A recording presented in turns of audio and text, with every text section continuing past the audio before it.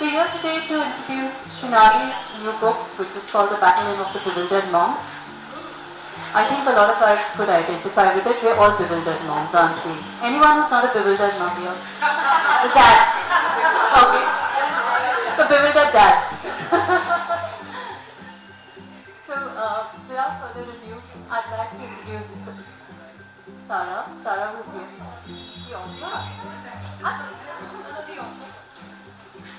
Shunali and I go back a long way. In fact, so long back that I won't tell you when that was because we'd be carbon dating ourselves. She meandered from journalism into corporate PR, then she became an entrepreneur. She gave it all up to have her babies, and that's where this comes from. So now that Shunali is here with a book that a lot of us can really identify with because it's written so vividly, such wonderful humor, and with the most interesting anecdotes that we really don't think about until you read them and say, oh, that could have happened to me. That has happened to me in fact. We're going to do a bit of reading. Before that, I'd like to introduce all our panelists. We have Tara Sharma here with us. Tara is an actress, as you all know. She's an entrepreneur. She has created her own show called the Tara Sharma Show, and she's mom to Ben and Kai, to lovely little darlings. We have Fariza here with us, Fariza Surabian, who has a long biodata, which I tried to mug up but I couldn't. She is a trained classical Western ballet dancer. She's a gold medalist from Mumbai University. Yeah, I can do that again. Yeah. And now she's an entrepreneur with Zorabian Chicken. Zorabian Chicks? Chickens? She's a Zorabian chick. So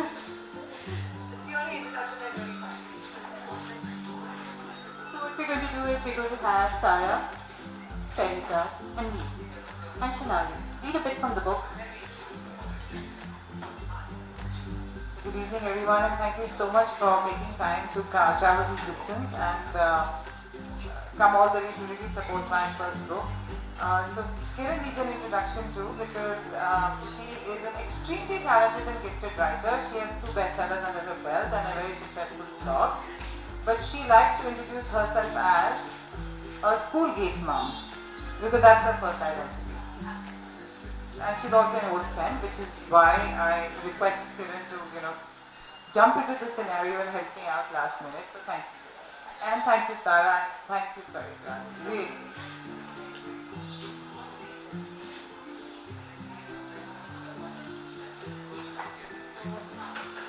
Firstly, I'd like to say thank you very much for having me here, for having all of us. I think, as Kiran rightly said, we're all bewildered mums or dads or uncles or aunts or grandparents. And when I started my show and everyone said, is it just for mums? I said, no, it's actually for anyone connected to a kid who is everyone. So I think what's nice about a book like this, because I see Fahad sitting there, and I know he's a very good friend of the author, but he's not a mummy.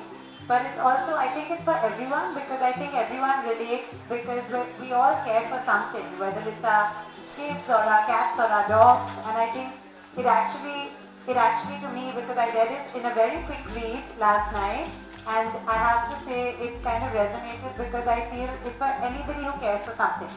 Because at some level when responsibilities come, there's a certain amount of bewilderment I think that happens. So on that note, there were lots of passages that I liked, but my actual favorite is something which I perhaps shouldn't do, which is start right at the end. But actually, and it's, I'm assuming all of you have read the book or will definitely read the book, but it's something that I feel very strongly about, and it's a line that I really like. So it's a really short thing, but I really liked the fact that Shunali says, the words that set me free were there is more than one type of good mother. I'm not going to read that whole passage, but I think that's really important because I think my biggest lesson from being a mom and being very bewildered is that one should never judge another parent because everyone's situation is different, and I think each to their own is something I live by, and I think that comes across in that last statement, you know. Now about one little funny paragraph, because I have two boys, this for me was rather an interesting read, because Shonali has two girls. She came to me one day, petulance writ large over her face. "I want to tell you something, Mama," she said in a quivering voice. "I have no brain." It took me a few seconds to realize what R was so distressed about. She's been asking me to buy her brain ever since she was 3. She tells me every once in a while that she cannot wait to grow up just so she can have brains of her own. Ideally in baby pink and powder blue, her favorite color. I've overheard R tell her friends that her mother has brains but her father doesn't. Ladies and gentlemen, my 4-year-old's idea of brains is not the gooey, undulating substance that at least some of us are bestowed with, that sits within our cranium. To her innocent mind, brains mean, any guesses? Bra! Don't ask me how this happened. For as far as I know, many women with big bras have no brains. And just as many women with big brains aren't well endowed enough to fit into big bras. But to a toddler, B-R-A and B-R-A-I-N-S might be confusing and may cause us to believe that one is the other. Just the other day, over a long weekend, we decided that Zed needed herself some preteen specific innerwear. In other words, trainer bras. Ours rage knew no reason. When after buying her sister something that looked like a slip trying to be a bra, I refused to buy one for her. She sat down on the parquet flooring of the store and cried bitterly, all the while saying, "I want brains, please buy me some brains." The next day over breakfast, she refused to put a morsel in her mouth and continued to sob, telling anybody who asked her to calm down, "You must be having my bad food because Mama did not buy me brains.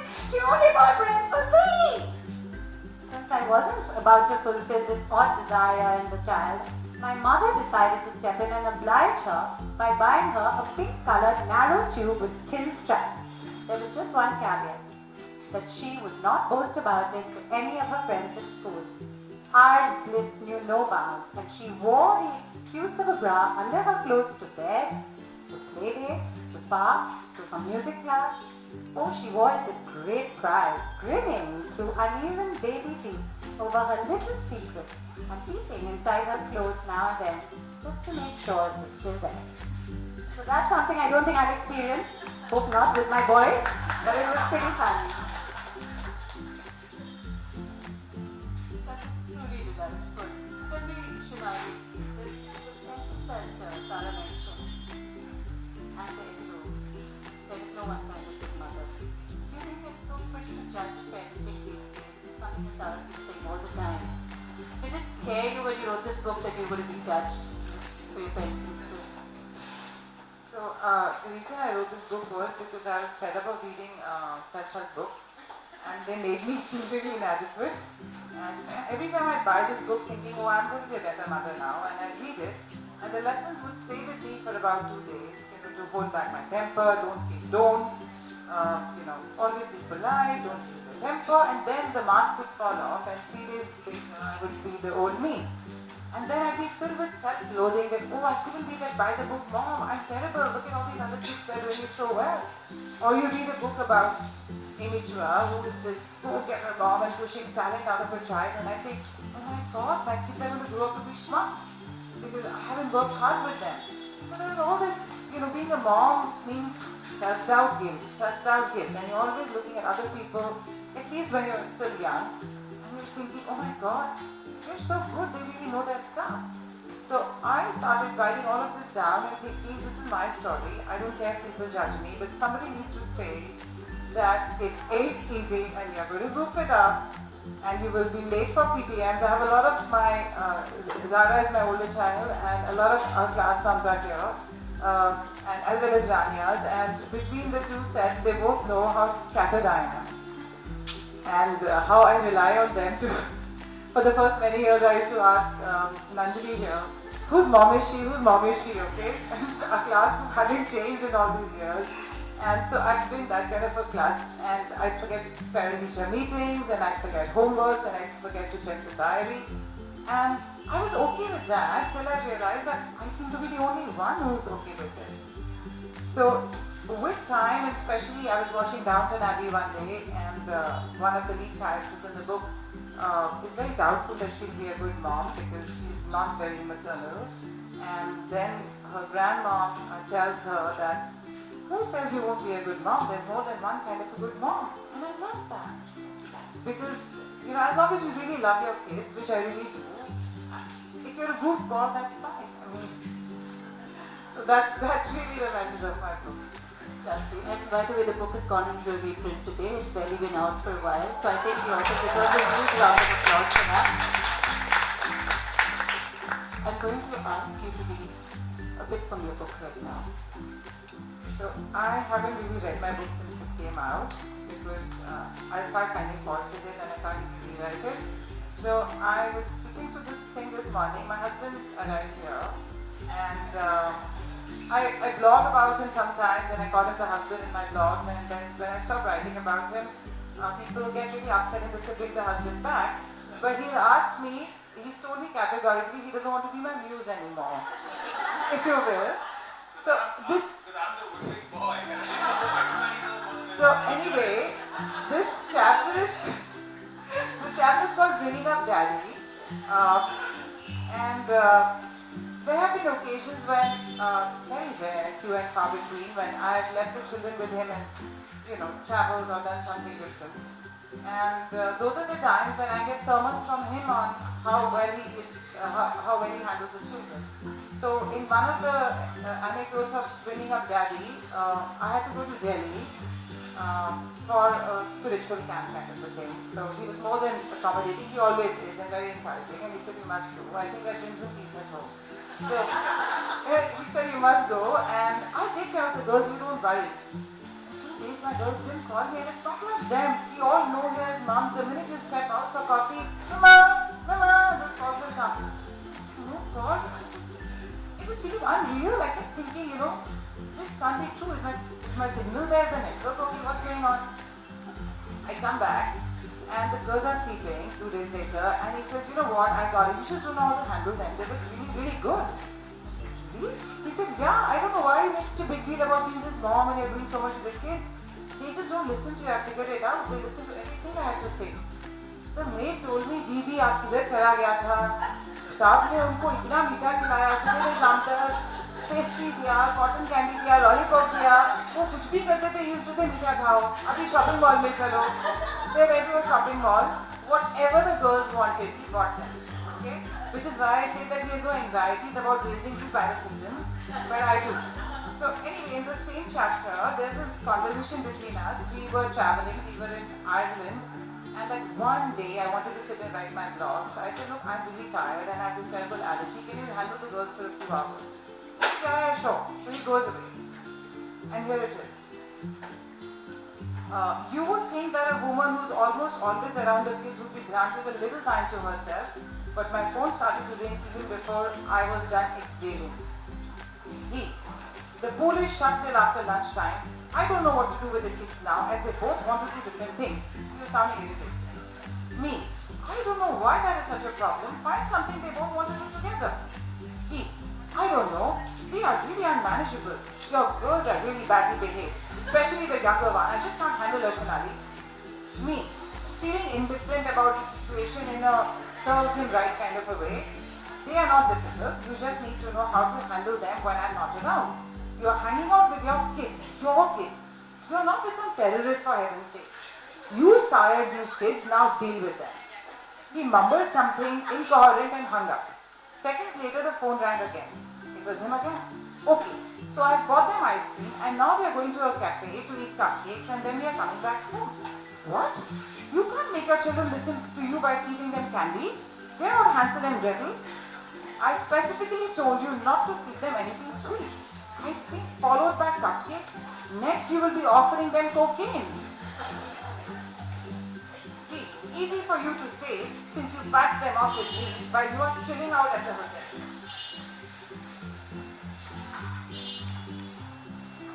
Anyway, they have started fighting with each other now. And everyone in this area is looking at me. I'm bringing them right back to you. Me, no wait, why are you coming back already? Do something, tire them out. I want them to be exhausted when they come back to the hotel, so they hit the sack right away and we can have some peace. I waited for a response only to realize the line had gone dead at the other end. I had only one regret that morning as I waited for the husband to return. I regretted not owning a .45 caliber licensed gun. When I review these two sample episodes of my life, a part of me feels a little tickled, but another part of me feels outraged. To put it in perspective, I feel somewhat like Julia Roberts would feel if that other hooker in the film, Laura San Giacomo, told her that Pretty Woman was a blockbuster film because of her role in it. I'm not trying to say I am the pretty woman or that the husband is the hooker, but I'm sure you get the general drift. Good evening, everybody. Sorry not being a bit late, but I schedule myself so back to back, and then my little 7-year-old daughter Zaha comes in and decides she has a farewell party with her math teacher, and what she had to wear was way more important than what I had to wear. So it was like a 10-15 minute kind of tussle, and then she was like, "Mama, I want to come in for the book launch," and she looks at the cover. So I was telling her teacher who was home that bewildered mother, of course, and Judith laughs, and this perfectly describes me and I think every mother who's here in the room. Of course, Zaha looks at this and says, "Mama, what terrible handwriting." She's like, "Oh my God, Mom, what terrible handwriting." Yeah, so we just kind of share that with you. But so I actually picked up the book today. I've been a friend of Shanani's now for I think over 2 years, and her sense of humor, her honesty, and her directness, right, is something that I find fascinating. Right, she can say things with a really dry sense of humor, and her wit is like I think unparalleled. And I see that in her book. So I've read a couple of chapters, and she's made me laugh, and I'm like, she's so true and pure as a writer. Because the way she is, the way she speaks, is the way she writes. So it's very unpretentious and it's really real. So it's a fantastic experience. And for those who haven't picked up a copy, I'd recommend that you do. She said, don't worry if you can't read the entire thing, just read a couple of chapters before you come. I read Priyanka's foreword, which was so beautiful. Where she says, it's not a mother bringing up a child and an animal bringing up their baby. Oh, that's yours. Okay, sorry for that one. It's so different, right? I did chapter 1, and because it was so beautifully written, I didn't want to jump chapters. You know what I'm saying? And so I've just got from chapter 2, actually. So I read it, and of course I guess I'm hormonally feeling all over the place. I had tears, and I laughed, and I cried in the little bit that I read. And things that I identified with immediately was I think when I had my kid, I fell in love with my baby as soon as she was handed to me at the hospital. All the same, I was nervous. Babies were more fragile than I had imagined. I felt terrified at the prospect of leaving the hospital and having to manage her at home all by myself.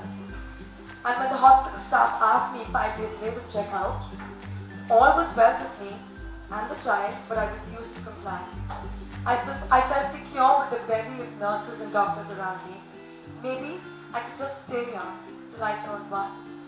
So when I read that, she kind of took me to how I felt when I was leaving Leelavati with little Zaha.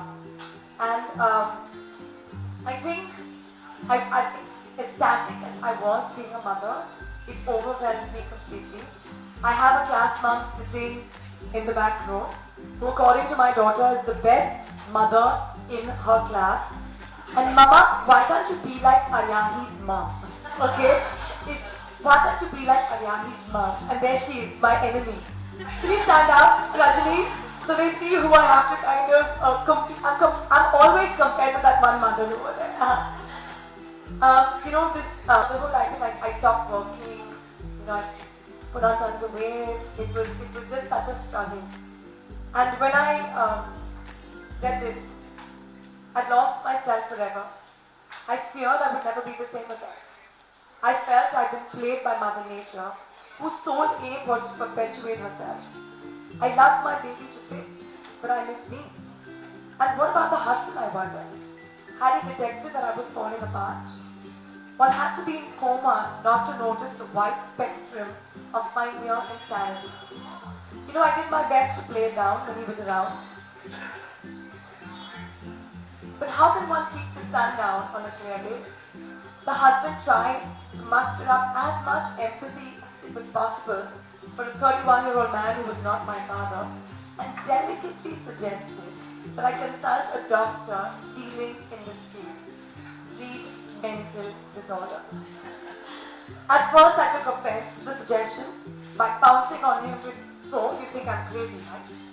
But then I googled all the symptoms and conceded that I really did need to get a professional involved.